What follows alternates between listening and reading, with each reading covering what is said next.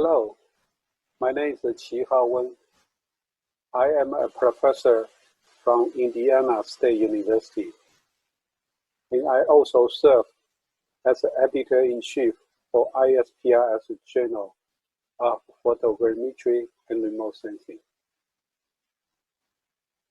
My talk today focusing on Introduction to Contemporary Remote Sensing. The first basic question for remote sensing is what is remote sensing? We perceive the surrounding world through our five senses.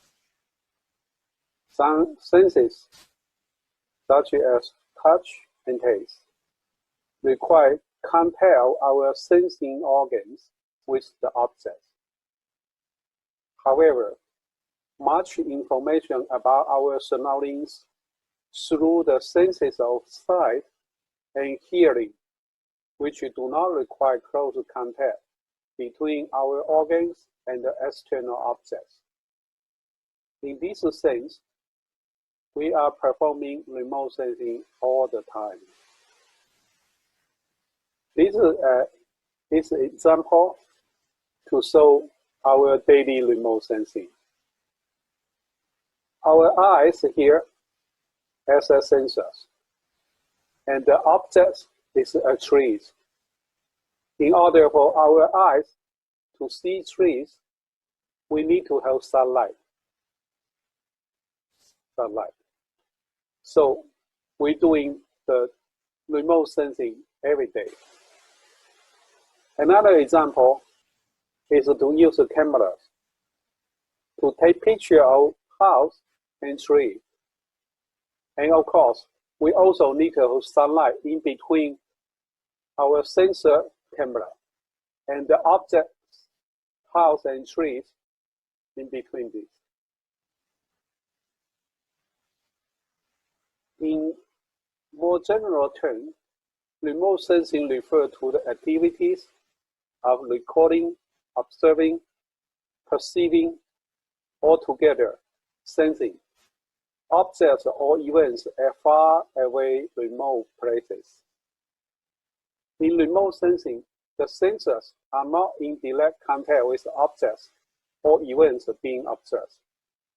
In our previous examples, human eyes and cameras are our sensors.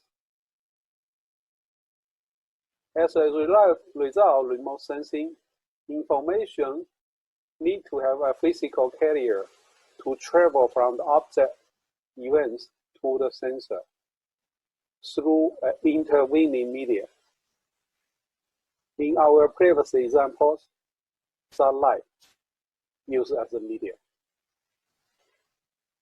So in more scientific terms, sunlight is called electromagnetic radiation. This is normally used as an information carrier in remote sensing. The diagram here showing the electromagnetic spectrums.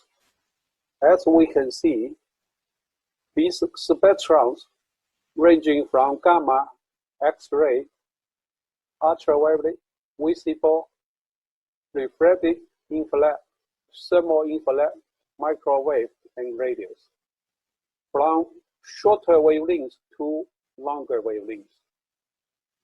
The sensors, the cameras we put on satellites in airplanes that can sense the energies beyond the visible light.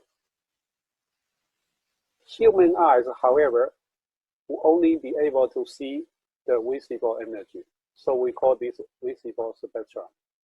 So in this sense, satellite sensors or remote sensing sensors are more capable than human eyes. This diagram to show how does remote sensing work. So basically, satellite sensors right here can see reflected and emitted radiations from the Earth's surface. So when the sun send the electromagnetic radiation energy to the Earth's surface, this yellow line, to indicate incoming energy. Portion of energy will be reflected back by the ground surface, red light, trees, house, and clouds. Other portion of energies from the sun will be absorbed by the ground surface and re-emitted later. This portion of energy become immediate electromagnetic radiations, blue light, yes. So we often see during the daytime, the sun, solar energies absorbed by the ground surface, and they re-emit later on at the longer wavelength. As a result, remote sensing is images. So the images represent the things being observed. A further step often is necessary for image processing and interpretations in order to extract useful information from the image.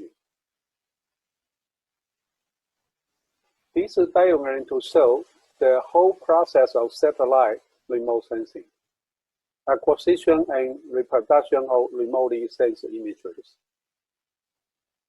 As we can see here, when satellite fly over a certain place, sensors within satellites scan the Earth's surface in rows and columns.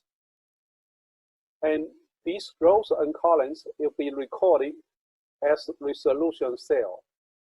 So each resolution cell will be recorded as a number. This is called pixel value right here. So you see some of those pixel values in darker tone, some of those pixels in lighter tone. This to indicate how much energy is recorded by the sensors. So when we have a ground resolution cells, we see more energies, the pixel will be in lighter tone. When a cell receives less energies or no energy at all, they will be very dark tone.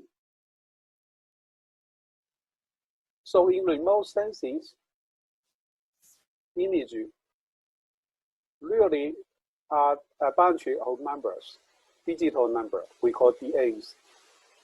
These numbers has a range. So this relate to the sensitivity of sensors. So as you can see here, some of those cells has very high values. Let's say, okay, this is 255. And some of those cells, right, this one has 0 energies. So the DA number will be 0. So all of these numbers together make up the digital imageries we see in the computer. In a more restricted sense, remote sensing usually refers to the technology of acquiring information about Earth's surface, including land and ocean, and atmosphere, using sensors on board, airborne, including aircraft and balloons, and spaceborne, including satellites and space shuttles platforms. Today, more and more remote sensors is put in the platform called UAV, and or we call drone. And this is would be much more convenient way to do the remote sensing. But of course, there are new technological limitations from the drones. Throughout the history of remote sensing, we found that this technology has been matured relatively recently. And it built upon the input of a variety of individuals. The technology is also driven by both the military and the commercial marketplace. So we see a lot of the commercial companies after the new centuries, after year 2000s, focusing on commercial remote sensing. And remote sensing continue to have a rapid technology advance on a global scale. So many countries has their independent remote sensing system. Depending on what platform we use for remote sensing, or what portion of electromagnetic radiation energies we use, we can have different types of remote sensing. For example, satellite remote sensing is when we put sensors in the satellite platforms. Photographic and photogrammetry is we using photograph to catch visible light. Thermal remote sensing, we also call it thermal-infrared remote sensing. We use remotely sense observation from infrared portion of the spectrum. Radar remote sensing sends microwave energy. LiDAR remote sensing sends out laser pulse to the ground objects. And the distance between the sensor and the ground object is measured based on the return time of each pulse.